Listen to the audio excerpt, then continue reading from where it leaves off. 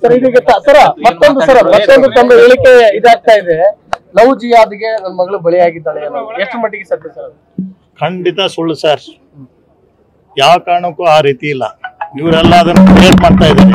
ಈಗಾಗಲೇ ಸೋಷಿಯಲ್ ಮೀಡಿಯಾದಲ್ಲಿ ಕೂಡ ನನ್ನ ಮಗಳದೇ ತಪ್ಪಿರೋ ಕತೆ ಬಿಂಬಿಸಿ ಅದನ್ನ ಸೋಷಿಯಲ್ ಮೀಡಿಯಾದಲ್ಲಿ ಬಿಟ್ಟು ಆಕೆಗೆ ಅಪವಾದ ಕೊಡುವಂತ ನಡೆಸಿದ್ದಾರೆ.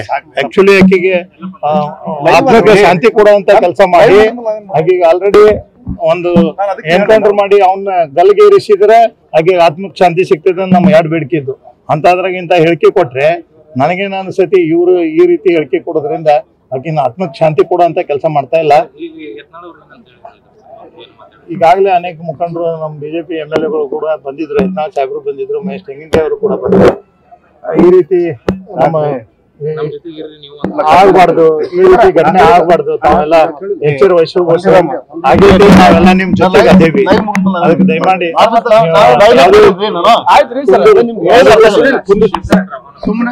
ಆ ರೀತಿ ಇವಾಗ ಏನು ಮಾಡಿಲ್ಲ. ನಮಗ್ ಸಂತಾನ ಬಂದಿದ್ರು, ನಮ್ಮ ಮನೆಯವ್ರಿಗೂ ಕೂಡ ಬರ್ಸುವಂತ ಶಕ್ತಿ ತುಂಬಿ ಹೋದಕ್ಕೆ ಆ ರೀತಿ ಯಾವುದೇ ಪಾರ್ಟಿ ಅವ್ರೇನು ಮಾಡಕ್ ಬಂದಿಲ್ಲ. ಅವ್ರ ಮನೆಗೆ ಸಂತಾನ ಹೇಳಕ್ ಬಿಜಾಪುರದಿಂದ ಬಂದ್ ಹೇಳೋದು. ಸರ್ ಇದೀಗ ಮತ್ತೊಂದು ತಮ್ಮ ಹೇಳಿಕೆ ಇದಾಗ್ತಾ ಇದೆ. ಲವ್ ಜಿಯಾದ್ಗೆ ನನ್ನ ಮಗಳು ಬಲಿಯಾಗಿದ್ದಾಳೆ.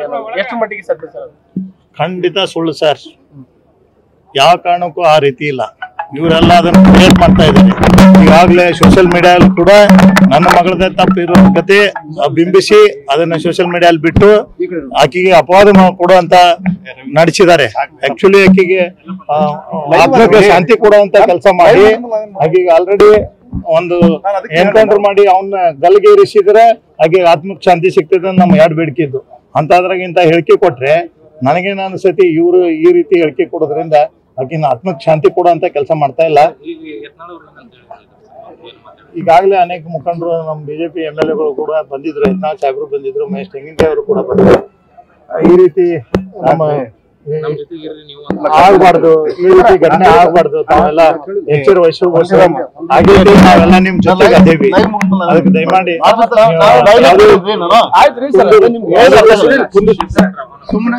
ಆ ರೀತಿ ಇವಾಗ ಏನು ಮಾಡಿಲ್ಲ. ನಮಗ್ ಸಂತಾನ ಬಂದಿದ್ರು, ನಮ್ಮ ಮನೆಯವ್ರಿಗೂ ಕೂಡ ಬರ್ಸುವಂತ ಶಕ್ತಿ ತುಂಬಿ ಹೋದಕ್ಕೆ ಆ ರೀತಿ ಯಾವುದೇ ಪಾರ್ಟಿ ಅವ್ರೇನು ಮಾಡಕ್ ಬಂದಿಲ್ಲ. ಅವ್ರ ಮನೆಗೆ ಸಂತಾನ ಹೇಳಕ್ ಬಿಜಾಪುರದಿಂದ ಬಂದ್ ಹೇಳೋದು.